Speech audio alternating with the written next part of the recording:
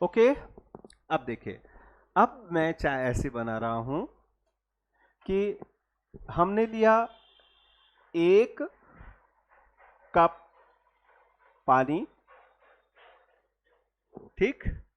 उस पानी में हमने डाल दिया ½ kg चाय की पत्ती, 1 कप पानी में 1 किलो शक्कर, है ना, 3 टीस्पून चम्मच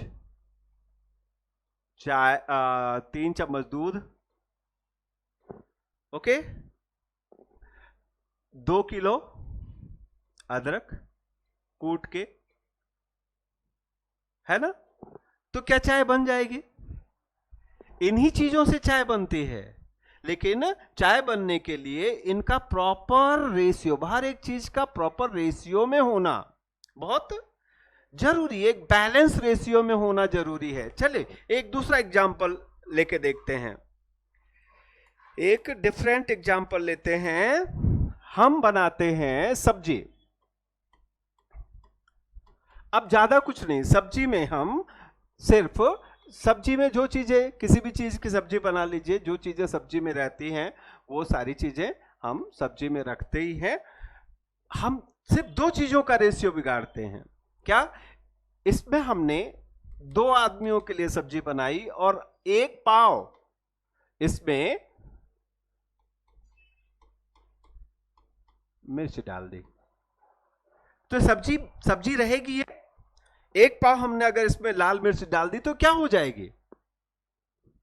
आप देखो, रोटी खानी है, अगर आपको ना रोटी खानी है तो रोटी खाने के लिए सब्जी चाहिए ही, मतलब सब्जी बहुत जरूरी है।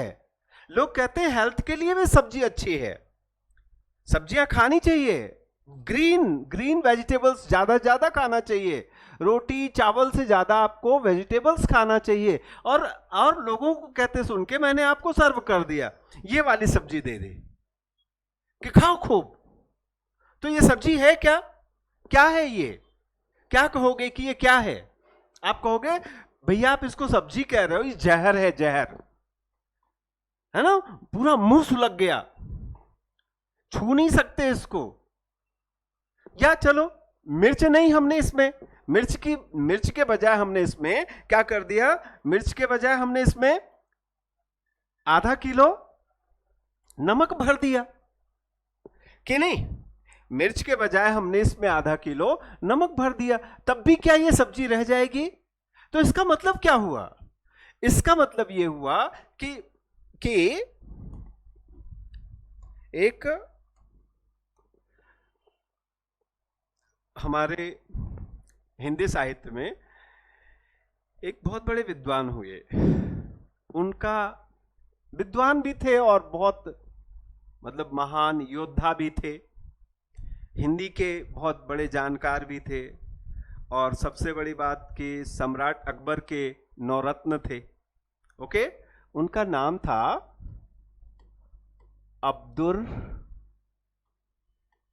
रहीम खान खाना।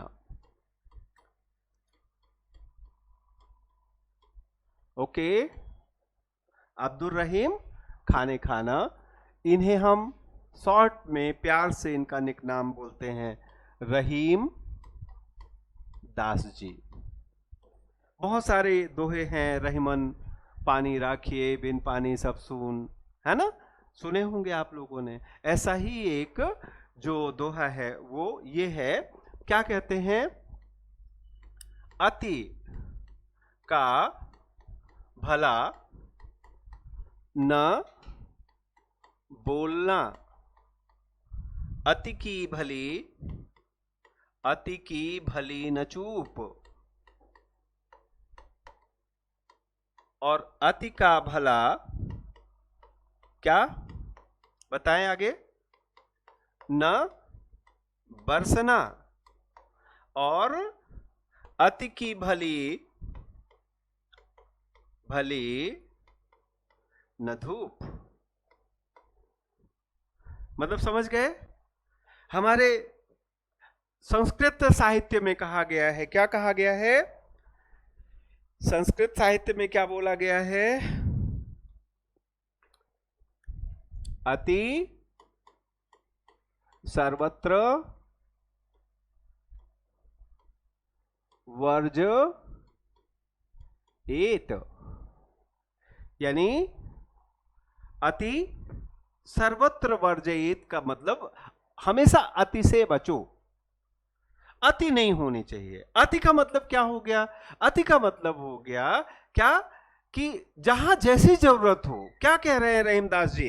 रहीमदास जी यही बात तो कह रहे हैं ना कि बहुत लोग ऐसा सोचते हैं मैं तो बहुत अच्छा इंसान हूं, ओके, मैं चुप नहीं रह सकता, मैं बक बक बक बक बक बक बक बक हर समय बोलता ही रहता हूं। तो भैया वो भी बहुत बुरी बात है। हर समय आप बक बक बक बक करते रहो, वो भी अच्छा नहीं होता है। तो क्या ये अच्छा होता है कि हम चुपचाप शांति से बैठे रहें? तो वो भी अच्छा नहीं। तो अच्छा क्या होता है? अच्छा वो होता है जितनी जिसकी जरूरत हो वो चीज उतनी होनी चाहिए, यानी इसको कहते हैं संतुलन, इसको कहते हैं क्या? बैलेंस। तो हर चीज जब तक वो बैलेंस में होती है, जब तक वो संतुलन में होती है, ओके, तब तक वो सही होती है। और जहां बैलेंस बिगड़ता है, ओके, वहां वो चीज हानिकारक हो जाती है, वहां वो चीज पैनिक हो जाती है, वहां वो चीज नुकसानदायक हो जाती है, हार्मफुल हो जाती है, और ये हेल्दी होती है। चीज वही है। क्लियर है? हाँ, ओके। तो यहां भी हमारे एनवायरनमेंट में बहुत कुछ है, यानी एनवायरनमेंट का मतलब हो गया वाटर में, सॉइल में, एनवायरनमेंट का मतलब हो गया एयर में, बहुत कुछ है। लेकिन कभी किसी चीज का बैलेंस बिगड़ जाए, कोई ऐसी चीज हमारे एनवायरनमेंट में आ जाए, कोई ऐसी चीज आ जाए, या किसी ऐसी चीज की मात्रा बढ़ जाए, ठीक, जो किस पर, अब नया बना देता हूं मैं, फिर से देख लें। दो चीजें, एक बायोटिक और दूसरी अबायोटिक। क्लियर है? हाँ, तो इधर कुछ भी ऐसा आ जाए, यानी अबायोटिक कंपोनेंट में कोई भी ऐसी चीज की एंट्री हो जाए जो इसके लिए हेल्दी ना हो, जो इसकी हेल्थ पर बुरा प्रभाव डालने लगे, उस चीज को, उस पदार्थ को, उस सब्सटेंस को हम कहते हैं पॉल्यूटेंट, या हिंदी में कहते हैं प्रदूषक। ओके, और सिंपल, जब पर्यावरण में, एनवायरनमेंट में प्रदूषक की एंट्री हो जाए, when pollutant enters into the environment, that is called environmental pollution, तो उसे हम पर्यावरण का प्रदूषण कहते हैं। Is it okay? क्लियर है? तो अब एक छोटी सी बात और समझ करके फिर हम आगे चलते हैं।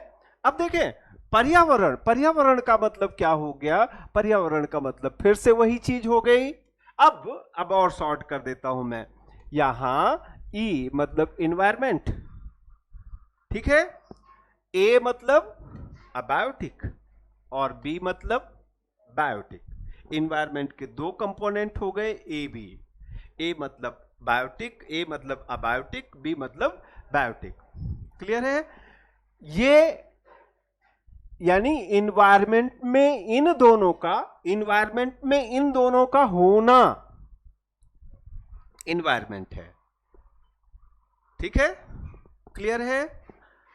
अच्छा, जब हम इससे आगे स्टडी करते हैं, इससे आगे क्या स्टडी करते हैं? सपोज कर लीजिए हम यहां स्टडी करते हैं अबायोटिक कंपोनेंट में आ जाते हैं। अबायोटिक कंपोनेंट में एक छोटा सा कंपोनेंट लेते हैं, इसका छोटा सा एलिमेंट लेते हैं, एयर। एयर में भी हम स्पेसिफिक लेते हैं क्या? ऑक्सीजन। ओके, क्या ऑक्सीजन के होने और ना होने से इस पर फर्क पड़ता है? डेफिनेटली पड़ता है। कम होने से ज्यादा होने से क्या इस पर फर्क पड़ता है? आप कहोगे डेफिनेटली पड़ता है। अगर कम हो जाए, अगर ऑक्सीजन हमारे एनवायरनमेंट में कम हो जाए, किसी भी वजह से कम हो जाए, कैसे कम हो जाता है ऑक्सीजन हमारे एनवायरनमेंट में? कि दो वजह हो सकती है। या तो कोई ऑक्सीजन से हैवी कोई गैस का कंटेंट बढ़ जाए, तो वो क्या करेगी? ऑक्सीजन को रिप्लेस करके उसकी जगह खुद बैठ जाएगी।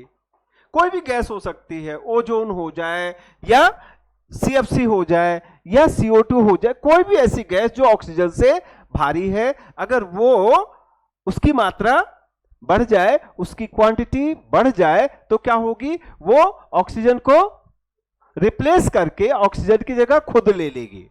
Is it okay? हाँ, क्लियर है? दूसरा कारण क्या हो सकता है? ऐसा कुछ भी ना हो, गर्मी बढ़ जाए। जब गर्मी बढ़ती है ना, तो क्या होता है? सपोज कर लीजिए मेरा हाथ आप देख रहे हो, मान लीजिए ये जो हाथ के बीच का डिस्टेंस है, इतने ही डिस्टेंस पर ऑक्सीजन के 2 मॉलिक्यूल्स हैं। ओके, मान लीजिए। Is it okay? अब जब गर्मी बढ़ाओगे ना, तो क्या होगा? उनके बीच का यानी मॉलिक्यूलर स्पेस, दो के बीच का मॉलिक्यूलर स्पेस मतलब इंटरमॉलिक्यूलर स्पेस, इंटरमॉलिक्यूलर स्पेस बढ़ता है। यानी दोनों मॉलिक्यूल्स के बीच की जगह बढ़ती है, चीजें एक्सपैंड होती हैं गर्मी से। गर्मी पाकर के चीजें दूर हटती हैं, फैलती हैं। तो इससे अगर मेरी नाक के पास में, मेरी नाक के ठीक सामने अगर अभी 10 मॉलिक्यूल्स ऑक्सीजन के थे, तो गर्मी बढ़ी तो सिर्फ 2 रह गए। ठीक है? पहले जहां जब मैं सांस लेता था, तो मेरे लंग्स में, इस छेद से मेरे लंग्स में 10 ऑक्सीजन मॉलिक्यूल जाते थे, अब सिर्फ 2 जा रहे हैं। इससे मुझे क्या हो रहा है? सफोकेशन। इससे मुझे घुटन महसूस हो रही है। लैक ऑफ ऑक्सीजन, ऑक्सीजन की कमी से एनर्जेटिक जो आपकी जो डिफिशियंसी, यानी आपके शरीर में ऊर्जा की कमी हो जाती है। ऑक्सीजन से ही ऊर्जा क्रिएट होता है। आपकी बॉडी की पूरी एनर्जी ऑक्सीजन से ही होती है। Is it okay? जानते हैं ना, आगे समझाऊंगा इसको, बट अभी सिर्फ इतना जान लीजिए कि आप एनर्जेटिक रहो, आप ऊर्जावान दिखो, थके थके से डल नहीं दिखो। इसके लिए जरूरी है क्या? कि आपके लंग्स में सफिशिएंट ऑक्सीजन हो, है ना? अब आउट ऑफ द टॉपिक जाके थोड़ी बात कर रहा हूं कि लंग्स में ऑक्सीजन होने के लिए क्या करना होता है। 2 एक्सरसाइज करनी होती है ना? क्लियर है? Is it okay? एक एक्सरसाइज से क्या होगा? आप लंबी सांस लोगे, लंबी, ओके, लंबी सांस लोगे। उससे क्या होगा? लंग्स का साइज बड़ा होगा, फेफड़े का आकार बढ़ेगा। जब हम शॉर्ट ब्रीदिंग करते हैं, यानी छोटी छोटी सांस लेते हैं, और आज से नहीं 10 साल से ऐसा ही कर रहे हैं, तो धीरे धीरे हमारा जो लंग ऐसा था इतना बड़ा, वो धीरे धीरे छोटा होता जाता है। फिर हमारे लंग्स में इतनी जगह ही नहीं है ना कि हम सफिशिएंट ऑक्सीजन उसमें स्टोर कर सके। क्लियर है? तो हमें इसको क्या कहा जाता है? सांसों की एक्सरसाइज को हमारी जो कल्चर में, हमारी संस्कृति है, उसमें क्या कहा गया है? या योग में क्या कहा गया है? नहीं, उस प्राणायाम। किसका आयाम? हाँ, प्राण का आयाम। और प्राण मतलब जानते हो? लाइफ। ठीक है? तो प्राणायाम कहलाता है ये। तो अब ऑक्सीजन चाहिए हमें सबको, ठीक है? सबको चाहिए, चाहे वो एनिमल हो या प्लांट। प्लांट्स को भी ऑक्सीजन चाहिए होता है, समझे? प्लांट्स भी ऑक्सीजन की उपस्थिति में, यानी ऑक्सीजन लेकर के ही एनर्जी मतलब एटीपी, एडिनोसिन ट्राइफॉस्फेट क्रिएट करते हैं। कहां ये प्रोसेस कहां होती है? माइटोकॉन्ड्रिया, हर सेल के माइटोकॉन्ड्रिया में। और इस प्रोसेस को क्या कहा जाता है? ग्लाइकोलिसिस। क्या कहा जाता है? ग्लाइकोलिसिस। ग्लाइकोलिसिस में क्या होता है? ग्लाइकोलिसिस में ग्लूकोज का ऑक्सीडेशन होता है और इससे एडिनोसिन ट्राइफॉस्फेट यानी एटीपी बनती है। एटीपी का ही दूसरा नाम है बायोलॉजिकल एनर्जी। क्लियर है? यानी जो भी लिविंग बीइंग है उसकी एनर्जी, उसकी ऊर्जा एटीपी है, और वो क्रिएट होती है ग्लूकोज और ऑक्सीजन से। ग्लूकोज हम अपने भोजन से लेते हैं, हम एनिमल्स, और प्लांट्स अपना ग्लूकोज खुद बनाते हैं। ये ग्लूकोज का इंटेक कैसे किया जा रहा है, मतलब सोर्स ऑफ ग्लूकोज क्या है? तो दो तरीका हो सकता है इसका, या तो स्वयं ऑटो खुद अपना ग्लूकोज बनाए, कोई स्वयं बनाए, और या तो किसी से बोरो करे, किसी से उधार ले। भाई अगर आप खुद कोई चीज नहीं बना पा रहे हो तो किसी से लोगे। तो हमें खुद बनाने की क्षमता नहीं है, तो हम हमेशा इसे बाहर से लेते हैं। क्लियर है? किससे लेते हैं? प्लांट्स से। किससे लेते हैं? प्लांट्स से। तो प्लांट्स आर ऑटो, भोजन बनाने को ट्रॉपिक कहते हैं। क्या कहते हैं? ट्रॉपिक। क्या? फिर से, भोजन बनाने को क्या कहते हैं? ट्रॉपिक। ऑटोट्रॉपिक मतलब जो अपना भोजन स्वयं बना ले, स्वपोषी। और हम कौन है? Hetero. We are means animals. हम जितने भी एनिमल्स हैं, वो कौन है? हेट्रोट्रॉपिक हैं। हेट्रोट्रॉपिक मतलब हम अपने ग्लूकोज के लिए दूसरों पर डिपेंड रहते हैं। हेट्रोट्रॉपिक फिर कई तरह के होते हैं ना। कुछ हेट्रोट्रॉपिक पूरी तरह से वेजिटेरियंस होते हैं, जिन्हें हर्बीवोरस कहते हैं ना, शाकाहारी जीव। कुछ होते हैं जो कॉर्निवोरस होते हैं, ठीक है। कुछ ओमनीवोरस होते हैं, फिर वो एक अलग मैटर हो जाता है। अभी तो सिर्फ इतना डिफरेंस है कि ये ग्लूकोज से ही डिफाइन किया जाता है कि कौन हेट्रोट्रॉपिक है, कौन ऑटोट्रॉपिक है। तो ये जो खुद अपना बनाता है, ये कौन बनाता है? प्लांट्स। इसीलिए प्लांट्स को दुनिया का किचन कहते हैं।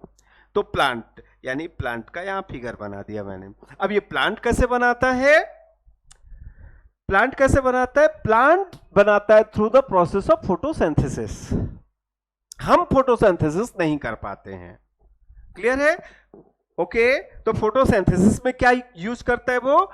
CO2, कार्बन डाइऑक्साइड लेता है एटमॉस्फेयर से, ठीक है। अब देखो, प्लांट ऑक्सीजन भी लेता है, ऑक्सीजन की जरूरत प्लांट को यहां है ग्लाइकोलिसिस में, और प्लांट CO2 भी लेता है।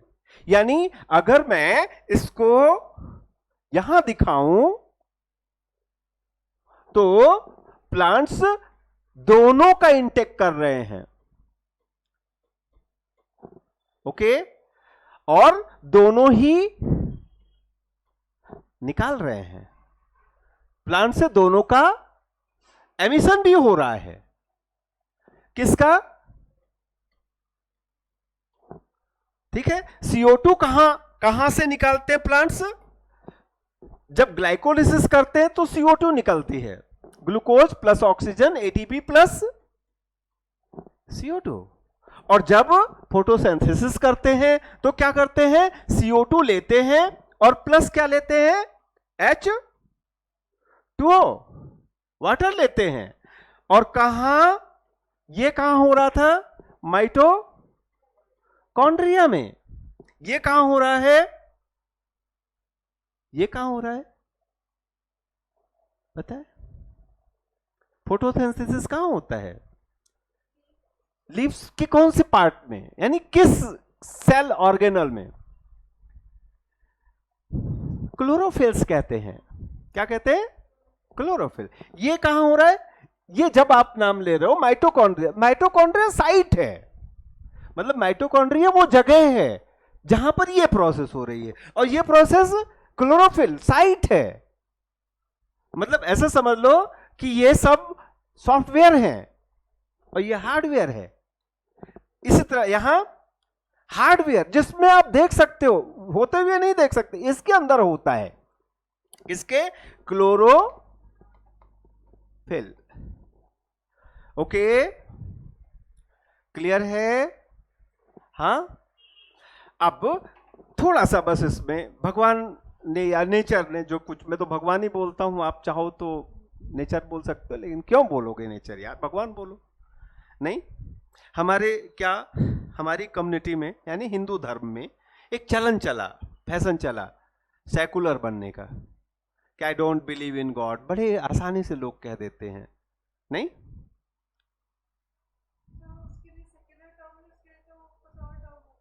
नास्तिक, अथीस्ट, है ना?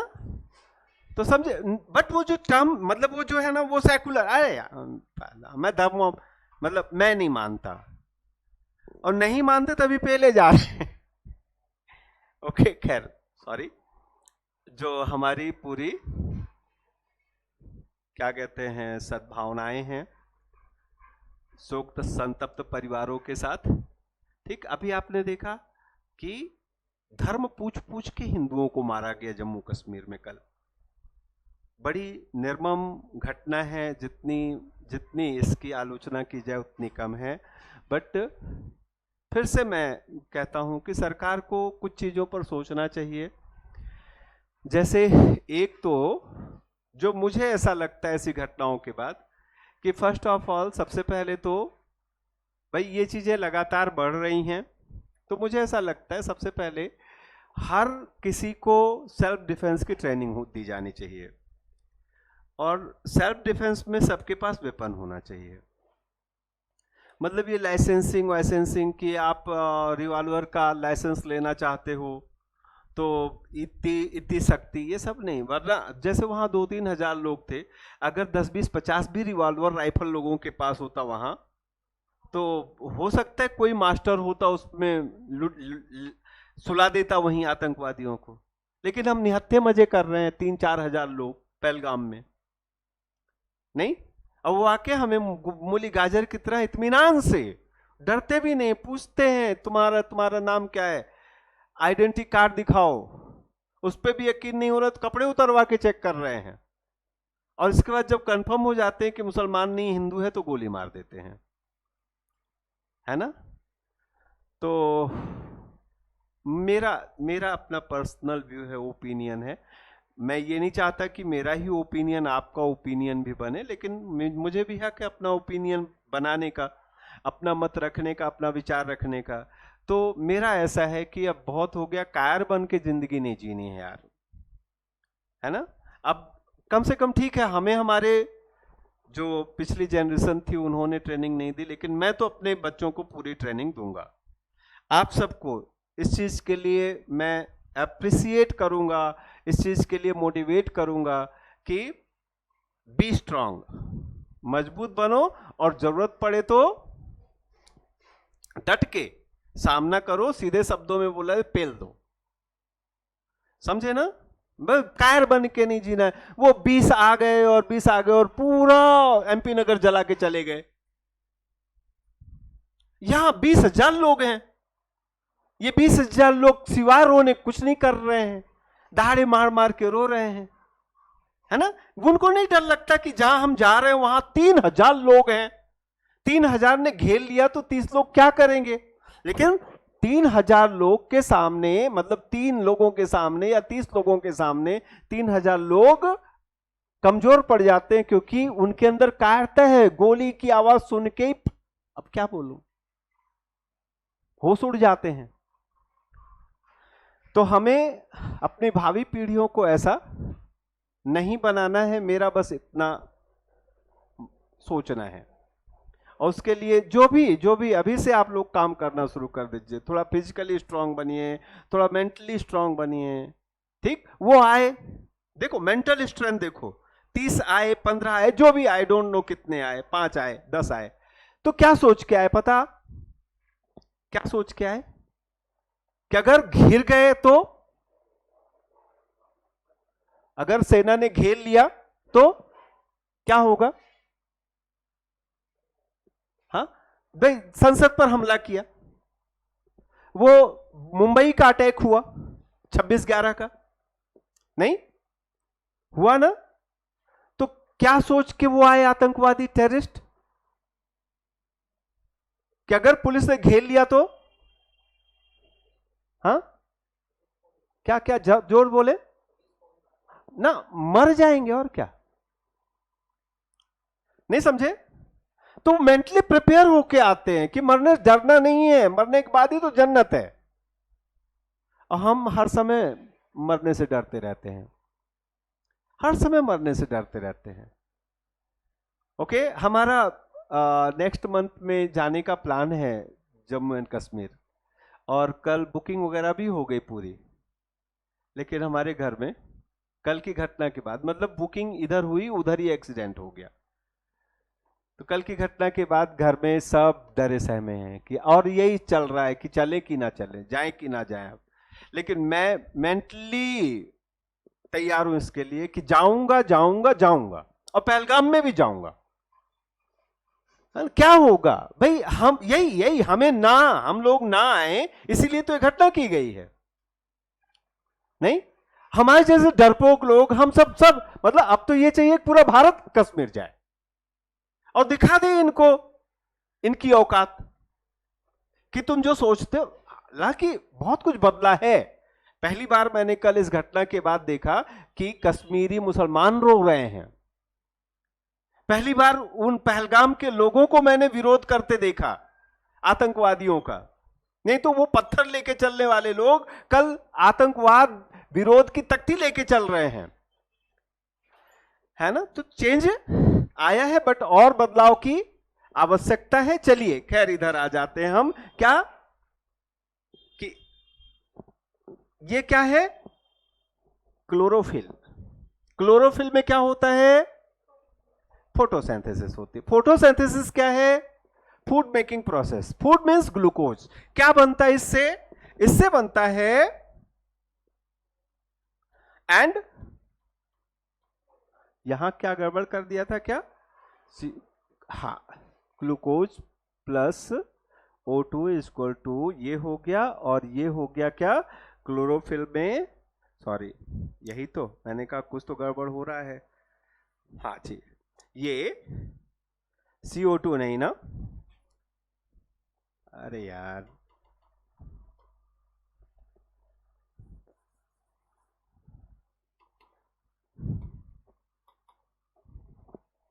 क्या फोटोसिंथेसिस क्या है, फोटोसिंथेसिस मतलब है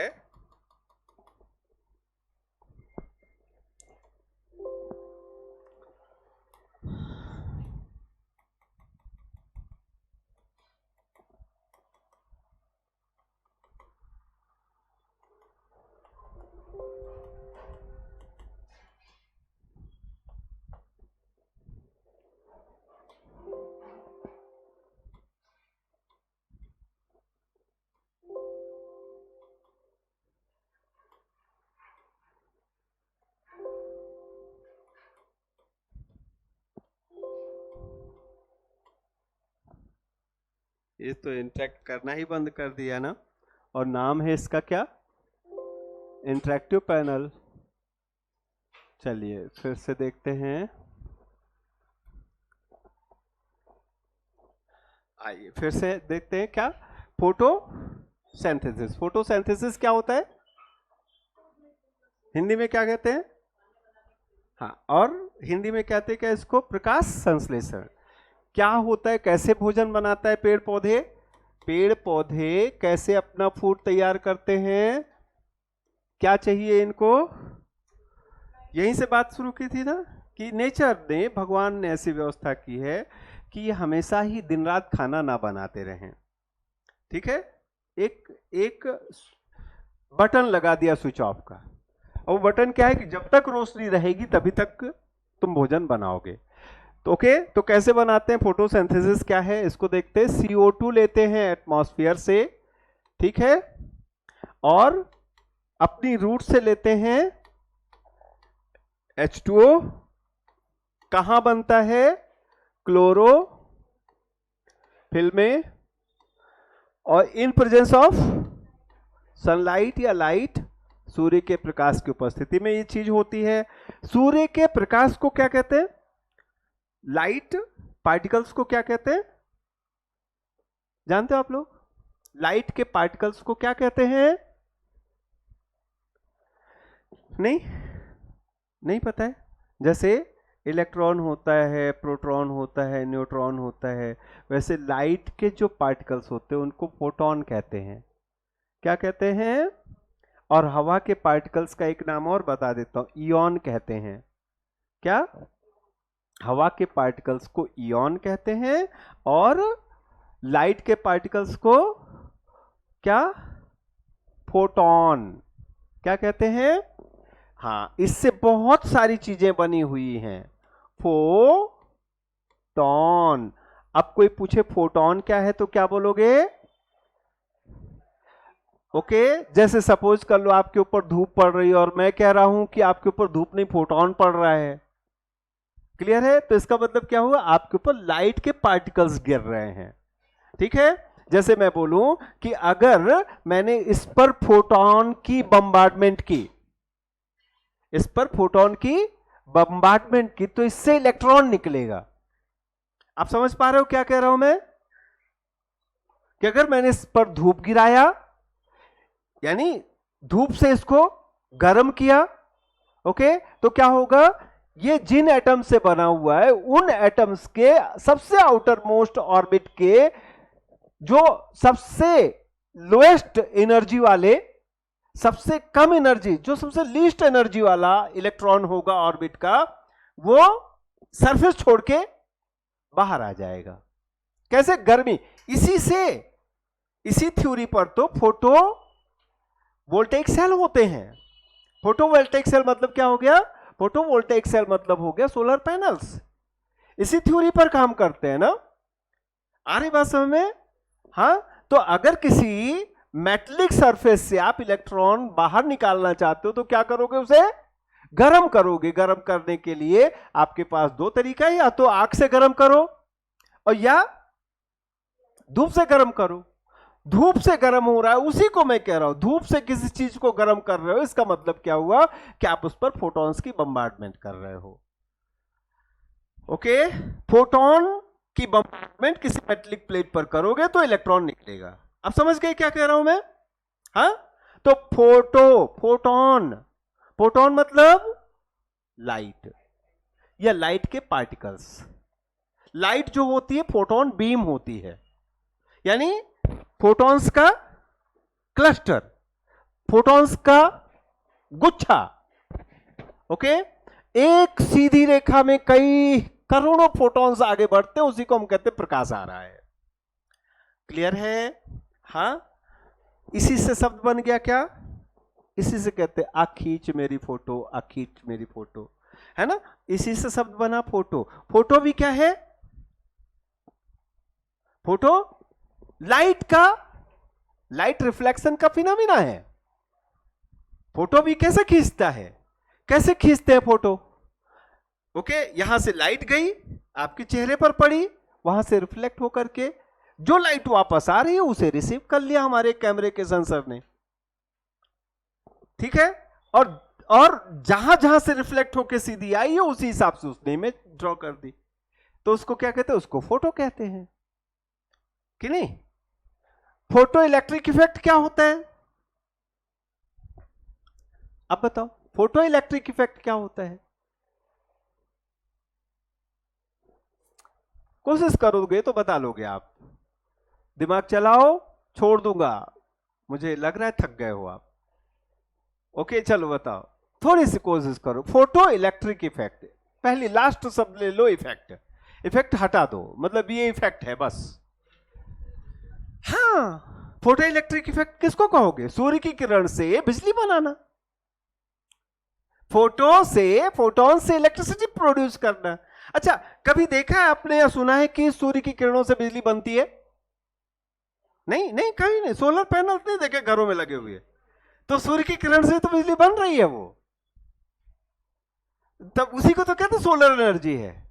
हम अगर मैं आपको बोलूं कि ये मेरे घर में जो कुछ पंखा चल रहा है, लाइट जल रही, ये सब सोलर एनर्जी से है, तो ये क्या है? इसी इफेक्ट को तो फोटो इलेक्ट्रिक इफेक्ट कहा जाता है। क्लियर है? तो फोटो से बहुत सारी चीजें हैं, बट जहां फोटो शब्द आए बेटा, जहां कहीं भी फोटो शब्द आए, आप तुरंत तुरंत समझ जाना कि यहां लाइट का यूज है। ओके? उन्हीं सारे शब्दों में एक शब्द है फोटोसिंथेसिस। क्या? सिंथेसिस मतलब होता है कुछ बनना। सिंथेसिस मतलब something is creating, that is called synthesis. Okay? कुछ भी बनना, उसको सिंथेसिस कहते हैं। जैसे जैसे हमारे सेल ऑर्गेनल्स में एक ऑर्गेनल है जिसका नाम है ribosome. Can you tell me कि राइबोसोम में क्या होता है? हमारी कोशिका के भीतर एक ऑर्गेनल, एक छोटा सा कोशिकांग है जिसका नाम है राइबोसोम। राइबोसोम में क्या होता है? जैसे माइटोकॉन्ड्रिया में तो एनर्जी बनती है, एटीपी, वैसे राइबोसोम में क्या बनता है? प्रोटीन बनता है। ओके? प्रोटीन बनने को क्या कहा जाता है बायो में? Protein synthesis. क्लियर है? ऐसे फोटो से, यानी प्रकाश से, ग्लूकोज बनने को, क्या बनने को? ग्लूकोज बना देते हैं हम। C6H12O6 means glucose. ग्लूकोज बनने को क्या कहते हैं? Photo. This is photo synthesis. Plus, खाली इतना ही नहीं, प्लस O2। ठीक? ये जो बन रहा है यही है भोजन, यही है एनर्जी। एनर्जी बनाने में इसका और इसका, इन दोनों का ही यूज किया जाता है। हमारी माइटोकॉन्ड्रिया यही दो चीजें लेकर एनर्जी बनाती है। ये दोनों चीजें कहां से मिलती है हमें? ये दोनों चीजें हमें प्लांट से मिलती हैं। ओके? तो जब तक, अगर मैं बोलूं कि जब तक पेड़ पौधे हैं तब तक हम हैं, सही है कि नहीं? हाँ? ओके? और पेड़ पौधे कब तक रहेंगे बताएं? जब तक उन्हें ये मिलता रहेगा, पानी मिलता रहेगा। अगर पेड़ पौधों की जड़ों का पानी सूख जाए तो पेड़ पौधे बचेंगे क्या? नहीं बचेंगे, सब सूख जाएंगे, है ना? पेड़ पौधों को कार्बन डाइऑक्साइड ना मिले, पेड़ पौधों को ऑक्सीजन ना मिले, तो बचेंगे क्या? नहीं बचेंगे ना। अच्छा, अब देखो ये क्या है? बायोटिक या बायोटिक? तो ए, ये क्या है? ए, ये भी है ए, ये भी अबायोटिक है, लेकिन ये भी अबायोटिक है।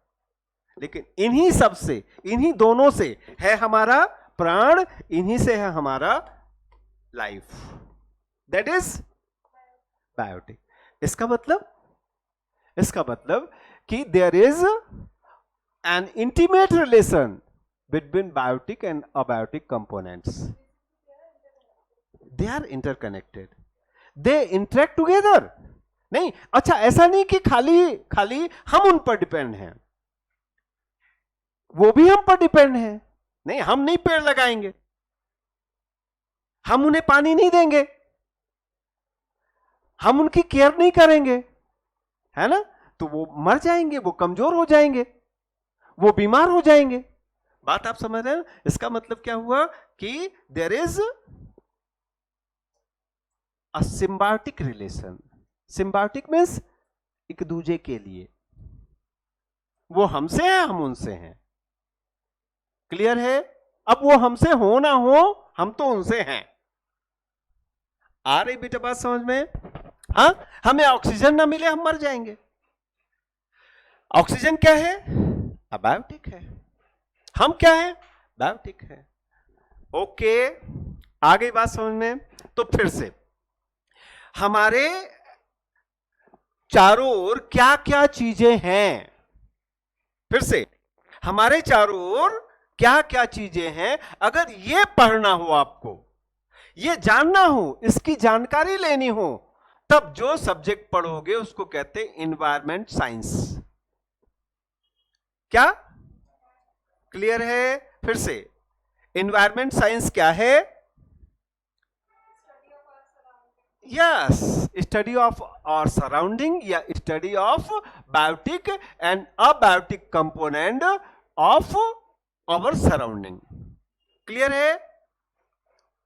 अब एक स्टेप और आगे बढ़ के इतना तो जान लिया कि ये है, फिर मैं बोलूं पानी और इंसान में क्या इंटर रिलेशन है? पानी कैसे इंसान से जुड़ा हुआ है? तो बोलो सर फिर तो इसकी भी स्टडी करनी पड़ेगी। कार्बन डाइऑक्साइड हमारे लिए कितना जरूरी है? तो आप क्या कहोगे? सर इसकी स्टडी करनी पड़ेगी। मैं बोलूं हमारे लिए ऑक्सीजन जरूरी है कि नहीं है? तो आप बोलोगे सर इसकी स्टडी तो करनी पड़ेगी। मैं बोलूं पेड़ पौधों के लिए धूप जरूरी है कि नहीं जरूरी है? तो आप बोलोगे इसकी स्टडी तो करनी पड़ेगी। समझे ना बात? हाँ, अब जब ये स्टडी करोगे तो ये स्टडी इन्वायरमेंट साइंस में नहीं की जाती है। इस स्टडी के लिए एक नया साइंस डेवलप हुआ जिसको कहते हैं इकोलॉजी। क्या कहते हैं? इकोलॉजी। क्या? And environment science and ecology are very close together. दोनों एक दूसरे से जुड़े हुए, इसलिए अलग नहीं पढ़ते हम। जब हम कहते हैं कि इन्वायरमेंट, हमारे यहां इन्वायरमेंट भी एक सब्जेक्ट है, हमें इन्वायरमेंट भी पढ़ना है ना? तो इन्वायरमेंट में इकोलॉजी आ ही जाती है। ओके, और इकोलॉजी को मेंटेन रखना हमें सिखाता है कि कैसे मेंटेन रहेगा। इकोलॉजी मेंटेन रहने का मतलब क्या हो गया? वो सारी चीजें मेंटेन रहना जो हमारे सर्वाइवल के लिए, हमारे एग्जिस्टेंस के लिए जरूरी हैं। ओके, और उन सारी चीजों में जरूरी है पेड़ पौधों की रक्षा करना। समझे कि नहीं बात? हाँ, बिल्कुल बेसिक। इन्वायरमेंट साइंस का मतलब क्या हो गया? फिर से वही पांच उंगलियां ऐसे उठाओ, उनमें एक हथा दबा दो, 4 स्फीयर बोलो। क्या? एटमॉस्फेयर, या ऐसे बोल दो कि the study of all the components surrounding us. Okay, study of all the spheres surrounding us, that is environment science या एनवायरमेंट कहलाता है वो, या एनवायरमेंटल स्टडी कहलाती है। Is it okay? यहां तक बात समझ में आ गई? तो लिख डालो समझ में आ गई तो अपने शब्दों में लिख के आपको बताना है। जो भी समझ में आया है कोशिश करने खुद से लिखें।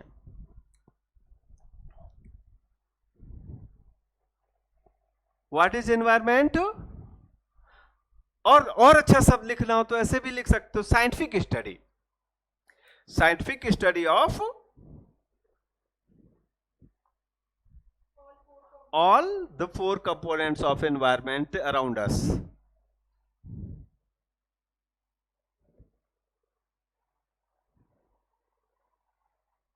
या दूसरा डेफिनेशन बताओ, और लिख लो दूसरा डेफिनेशन भी, और करके, और या the scientific study of biotic and abiotic components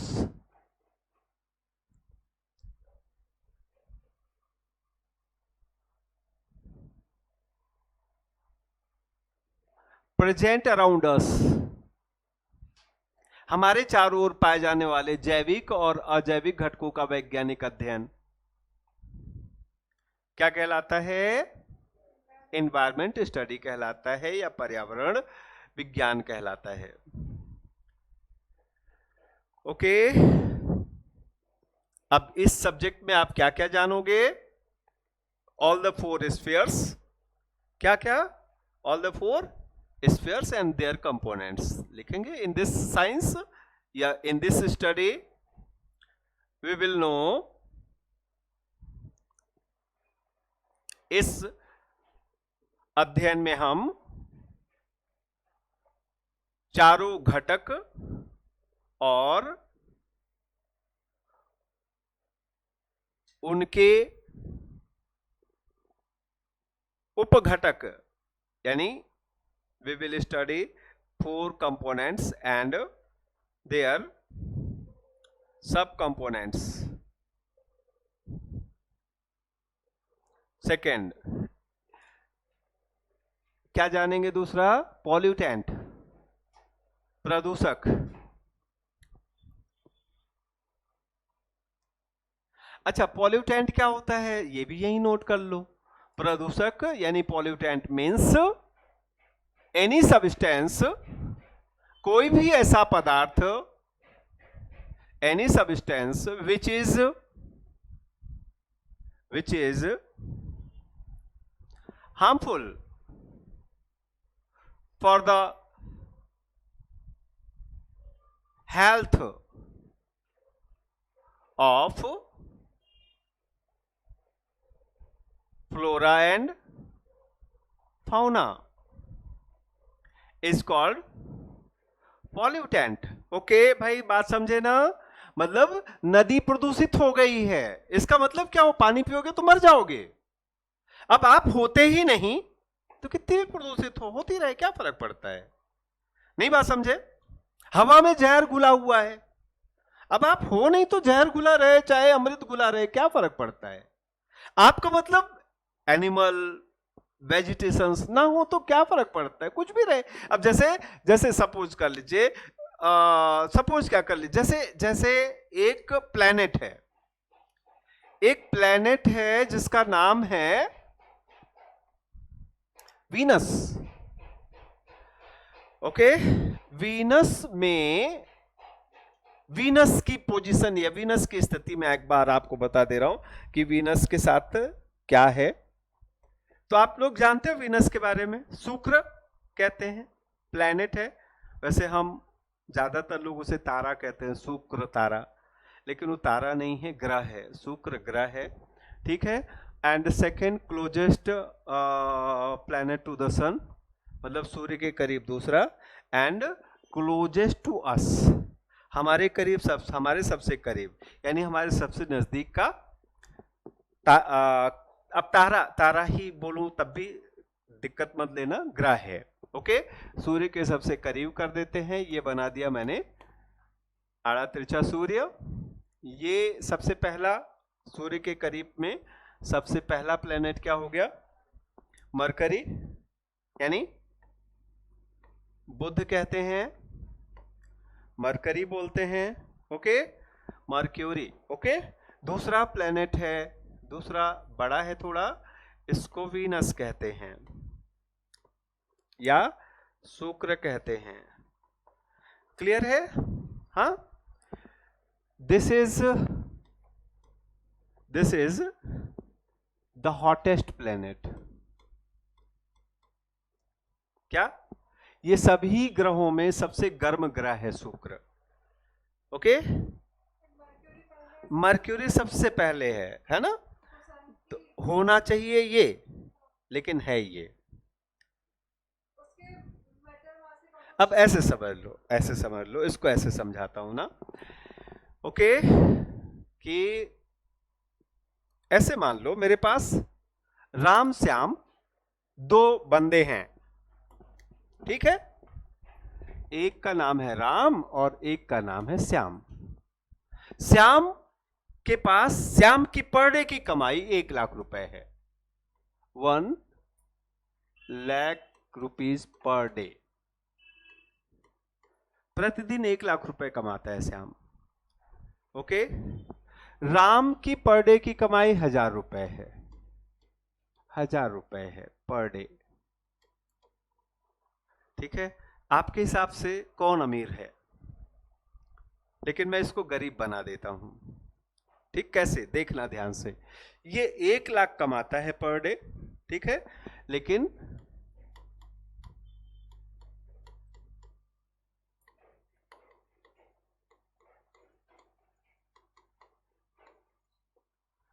1.5 lakh के खर्चे हैं पर डे, मतलब जितना कमाता है उससे ज्यादा उड़ा देता है। जुआ खेल लेता है, दारू खेल लेता है, रंगबाजी में उड़ा देता है, इसके शौक निराले हैं।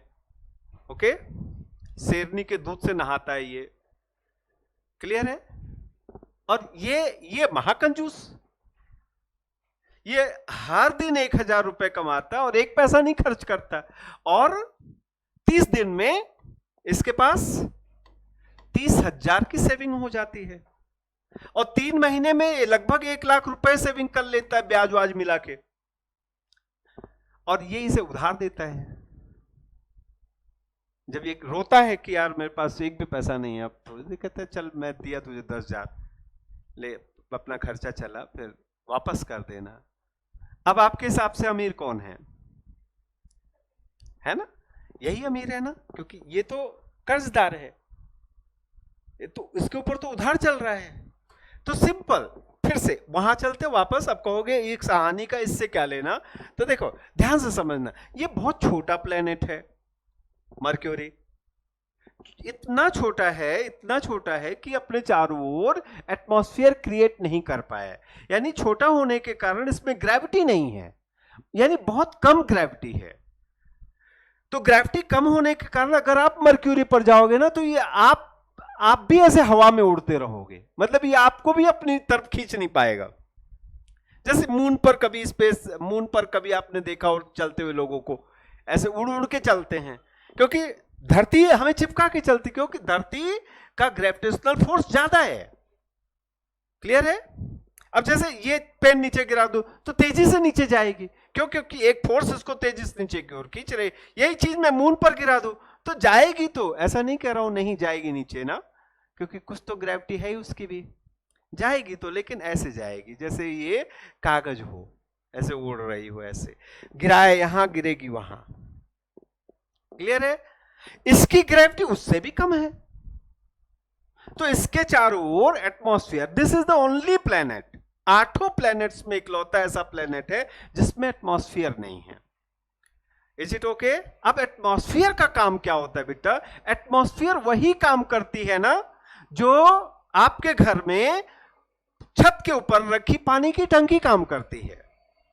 ओके, पानी आता है 1 घंटे आधे घंटे, और पूरे दिन भर के लिए आप उसमें वाटर ट्रैप कर लेते हो, यानी पानी इकट्ठा कर लेते हो, स्टोर कर लेते हो ना। ऐसे ही एटमॉस्फेयर हीट स्टोर करता है। तो इसके पास क्या है? इसके पास हीट आती है, और जितनी आती है ना उतनी चली जाती है, क्योंकि इसके पास हीट को रोकने के लिए एटमॉस्फेयर नहीं है। अब सपोज कर लो हीट आने से इसकी गर्मी हो गई 500 डिग्री सेंटीग्रेड, तो नाइट में जब हीट नहीं आ रही है इस पर, तो इसकी गर्मी हो गई -500 डिग्री, एवरेज टेम्परेचर हो गया 0। और इसके पास क्या है? इसको देखते हैं, इसको समझते हैं। इसके पास क्या है? इसके पास, यानी पहले हम सरफेस पर चलते मर्क्यूरी के सरफेस की बात करते, तो मर्क्यूरी का सरफेस बिल्कुल वैसे ही है जैसे अर्थ का सरफेस आज से 2 लाख साल पहले हुआ करता था। पूरी धरती पर आज से 2 लाख 4 लाख या 10 लाख साल पहले क्या था? पूरी धरती पर जगह जगह वोल्केनिक इरप्शन हो रहे थे, यानी ज्वालामुखियां फट रही थी। ठीक है, फाड़ दे यानी यहां पर मर्क्यूरी पर 1-2 नहीं, मिलियंस वोल्केनिक इरप्शंस हो रहे हैं। पूरा मर्क्यूरी ऐसे मैग्मा बह रहा है उसके ऊपर। एक बात। दूसरी चीज क्या? जब ये वोल्केनिक इरप्शन होता है तो क्या उसमें से CO2 गैस निकलती है आग में से, यानी जो ज्वालामुखी फट रही है ना उसमें धुआं भी तो निकलेगा, तो वो धुआं क्या होगा? CO2 gas.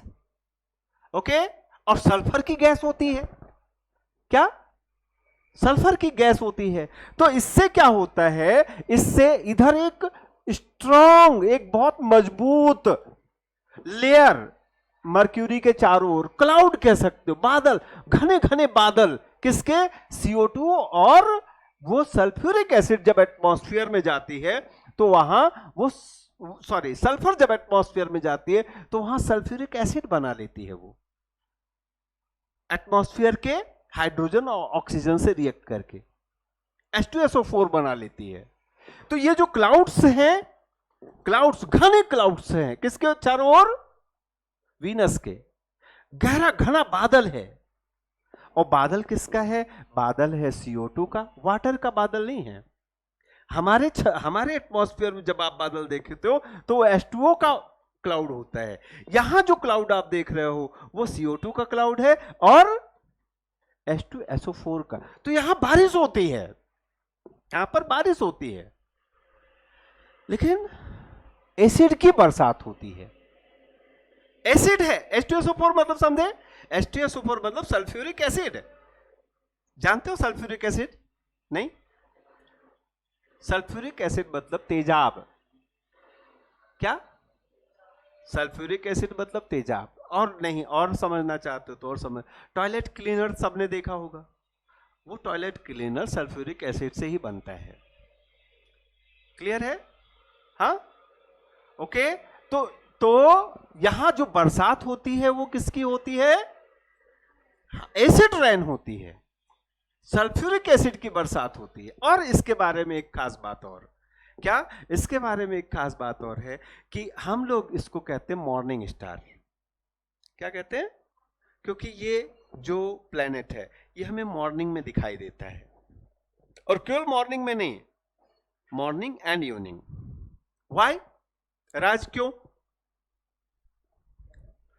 ये बुध शुक्र यानी वीनस, ओके, हमें सिर्फ सुबह या शाम को गोधूली वेला में दिखाई देता है। मॉर्निंग में आप उठो, सो के उठो खूब सवेरे, है ना, तो मतलब 5 बजे और बाहर निकलो तो आप देखोगे कि चांद हल्का हल्का दिखाई दे रहा है, ओके, मतलब डूबने वाला है, और थोड़ी थोड़ी रोशनी सूरज की भी आ रही है, और एक लौता तारा आसमान में दिखाई दे रहा है। वो सारे तारे डूब चुके हैं, सिर्फ एक तारा, चमकीला तारा, this is the brightest star, वो शुक्र है। ठीक है? व्हाई? हाँ, चलो मैं बता देता हूं। देखो, आप कहां हो पहले बस 1 मिनट में समझना, बस बंद। हेलो, मैं आपको 5 मिनट में कॉल करूं? जी जी जी, हाँ जी। तो देखो, हम कहाँ हैं? हम इसके बाद हैं? हाँ, तो जब हम देखो हमारे यहाँ इस हिस्से में रात है कि नहीं? समझ पाए कि नहीं? चलो इसको मैं फिर से हटा के साफ साफ ड्रॉ करता हूं ना। ऐसे देखो, ये पहले मैं अपनी पृथ्वी बना देता हूं, इधर में बना दिया मैंने सूरज, ठीक है, यहां हो गया मर्क्यूरी और यहां हो गया वीनस, और पृथ्वी के हमने 2 पार्ट कर दिए ऐसे। तो इधर मैं कह रहा हूं रात है कि नहीं? और है तो क्यों है? हाँ, ये सन के अपोजिट में है इसलिए रात है। सन की तरफ, सन के फेस में जो पार्ट है अर्थ का वहां दिन है। क्लियर है? तो हम जब देखेंगे, मतलब जब हम देखेंगे सूरज को, तभी हम देख सकते हैं वीनस को। नहीं बात समझे? या जब हम वीनस को यहां से देखो, आप भाई यहां से खड़े होके देखोगे तो आपको ये दिखेगा ही नहीं, आपको दिखेंगे इसके आगे के मार्स, जुपिटर एक्सेट्रा, यानी रात में आपको वीनस दिख ही नहीं सकता। समझे ना? तो वीनस कब दिख सकता है आपको? केवल दिन में। लेकिन दिन में जो सनलाइट का इंटेंसिटी, यानी सूर्य के लाइट की तेजी इतनी रहती है ना कि ये सब दिखते ही नहीं है। तो हमें वेट करना होगा। किस चीज का वेट करना होगा? जब सनलाइट डिम हो जाए, मतलब सूरज दिखना चाहिए हमें लेकिन तेज नहीं, हल्का दिखे सूरज, तब हमें ये दोनों दिखेंगे। इसलिए इन दोनों को, किसको मर्क्यूरी को एंड वीनस को क्या कहते हैं? मॉर्निंग एंड इवनिंग स्टार कहते हैं। यानी भोर और शाम का तारा बोलते हैं। Is it okay? अब जो बात मैं बताना चाह रहा था वो बात बता के मैं बात को बंद करता हूं यहीं। क्या बताना चाह रहा था कि कुछ भी हो, जहर भरा हो, सल्फ्यूरिक एसिड नहीं, जहर, नदियां, समुंदर हो वीनस पर, ओके, किसका समंदर? एसिड का। तो हमें क्या फर्क पड़ता है, हम थोड़ी वीनस पर रहते हैं, हाँ? या वहां के पेड़ पौधों को क्या फर्क पड़ता है? क्यों? क्योंकि पेड़ पौधे हैं ही नहीं वहां, समझे ना? तो पॉल्यूटेंट है कोई या नहीं है, ये एक तरफा नहीं होता है। कोई भी चीज पॉल्यूटेंट है या नहीं है, ये इस चीज पर डिपेंड करता है कि वहां लाइफ है कि नहीं है, समझे? तो हमारी प्लेनेट पर लाइफ है, इसलिए यहां कोई भी चीज डिसबैलेंस हुई तो उसके हार्मफुल इफेक्ट होंगे हमारे ऊपर, और जिस चीज के हमारे ऊपर हार्मफुल इफेक्ट हुए that is pollutant. Is it okay? यानी हमारे स्वास्थ्य को, हमारे हमारे खाली हमारे नहीं, ऐसा नहीं आप सोचना, इंसान को, गिद्ध को, कौओं को, गधों को जो चीज नुकसान पहुंचाए, पेड़ पौधों को नुकसान पहुंचाए, घास को नुकसान पहुंचाए, फसलों को नुकसान पहुंचाए, वो पॉल्यूटेंट है, ओके? और पॉल्यूटेंट का होना एनवायरमेंट में, the presence of pollutant in environment, that is environmental pollution. Is it okay? तो दो चीजें और हैं, फटाक से नोट कर डालिए। क्या क्या? एनवायरमेंट हो गया।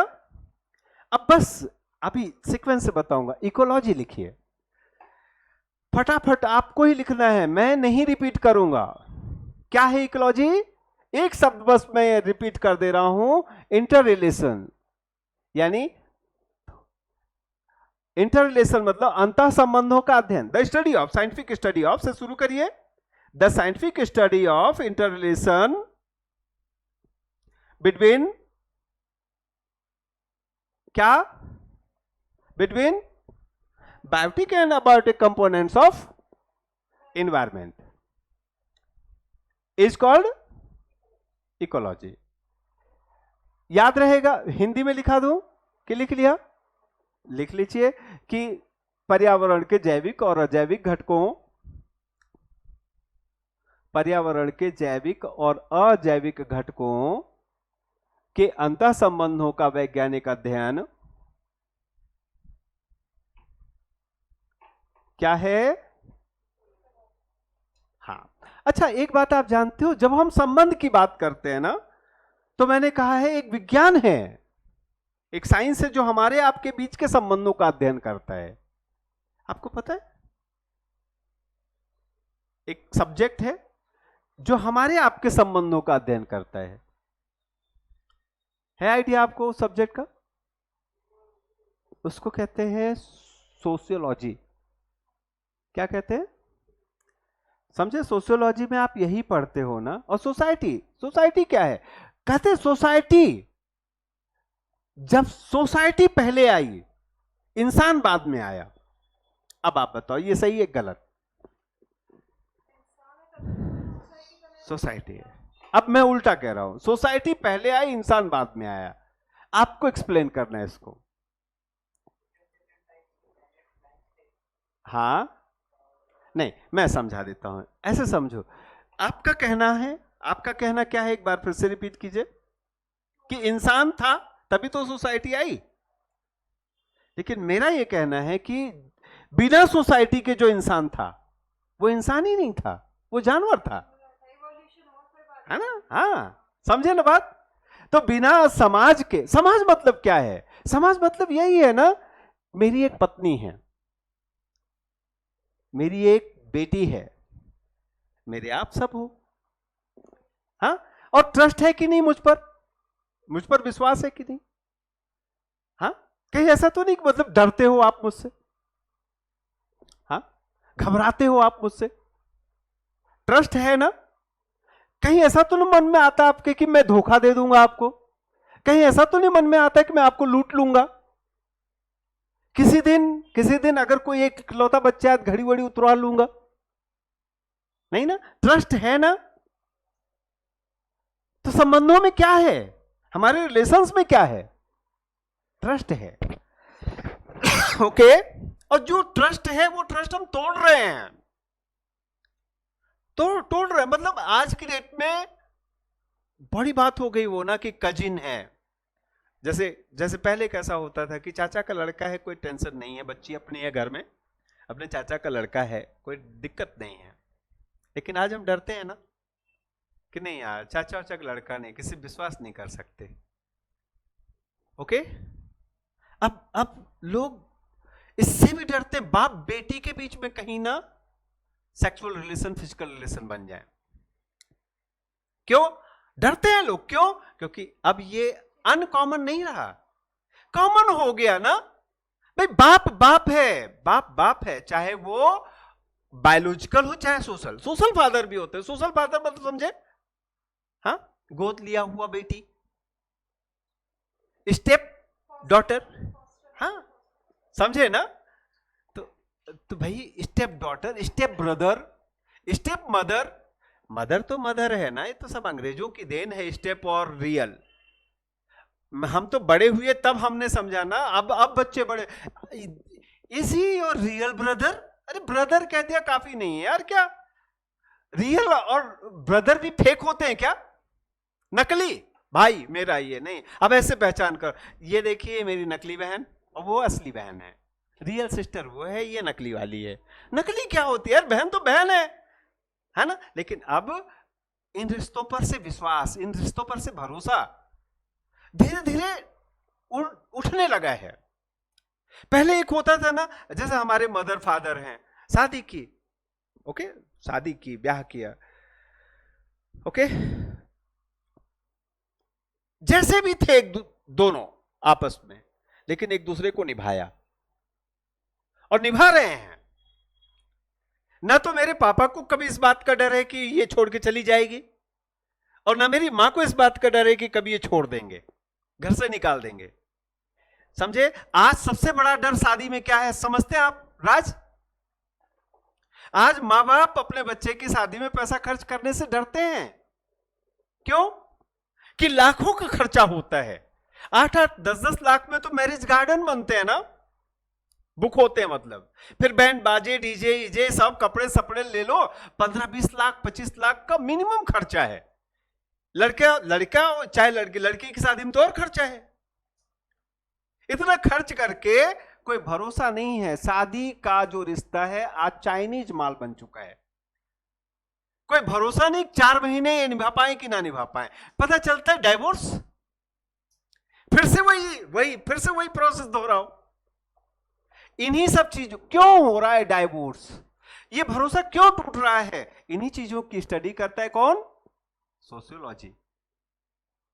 समझे? तो जैसे समाज शास्त्र यानी sociology is the study of interrelation between the different types of human, यानी विभिन्न प्रकार के इंसानों के बीच संबंधों का अध्ययन करता है समाजशास्त्र। वैसे ही बायोटिक एंड अबायोटिक कंपोनेंट्स के रिलेशंस का अध्ययन करता है इकोलॉजी। समझे ना बात बेटा? तो ecology is the sociology of environment. क्या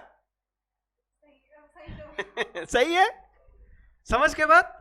तो बस आज इतने पर ही अपन अपनी क्लास को यहीं विराम देते हैं, फिर कल मिलेंगे और इससे आगे चलेंगे। और अच्छे से समझना, अब कोशिश बस आप सभी बच्चों को ये करनी है कि बहुत कुछ खुद से करो। मतलब खुद से करने की मैं हैबिट डालाऊंगा कि जैसे मैंने जो बोल दिया आप लिख के लाओ उसको। जैसे मैंने नहीं कहा कि आप लिखो इसको, आप लिख के लाना। फिर क्या समझे आप? जैसे इस बीच में मैंने सोसाइटी की भी चर्चा की। सोसाइटी क्या है? हमारे रिलेशन क्या है? रिलेशन कुछ नहीं होता है। समझे आप बात मेरी पत्नी है, मैं उन पर शक करूं, मैं उन पर डाउट करूं ना कि मेरे पीछे पता नहीं क्या करती है, तो इससे अच्छा ना रिश्ता ही खत्म कर दूं। क्योंकि रिश्ता भरोसे का नाम है, विश्वास का नाम है, और विश्वास ना हो तो रिश्ता नहीं है। और हम विश्वास तोड़ रहे हैं, हम उस विश्वास को तोड़ रहे हैं। एक विश्वास आप पर आपके मां बाप ने किया बेटा, समझे? एक विश्वास माँ बाप पर किया है, उन बच्चियों के माँ बाप ने जिन्होंने आप पढ़ने के लिए भेजा है, और 15-15 दिन वो गायब हो जाती हैं, फिर पता नहीं अचानक में कहां से प्रकट हो जाती हैं। और वो 15 दिन ये थोड़ी बताती हैं अपने घर कि मैं कोचिंग नहीं गई थी, मैं सेल्फ स्टडी कर रही थी घर पे। तो रेगुलर बता रहे हैं, हो सकता है कोचिंग की फीस भी ले रहे हूं, है ना। तो, तो क्या कर रहे हैं वो? एक शब्द बताइए, भरोसा किसका? अपने पेरेंट्स का। समझे ना? इस तरह हम सब अपने पेरेंट्स का, अपने पत्नी का, अपने पति का, अपने भाई का, अपनी बहन का भरोसा तोड़ेंगे तो हमारा सोशल जो स्ट्रेंथ है, हमारी जो सामाजिक मजबूती है, वो डिस्ट्रॉय होती जाएगी, वो कमजोर पड़ती जाएगी। ओके बेटा, तो फिर कल आगे बढ़ते हैं हम। Thank you.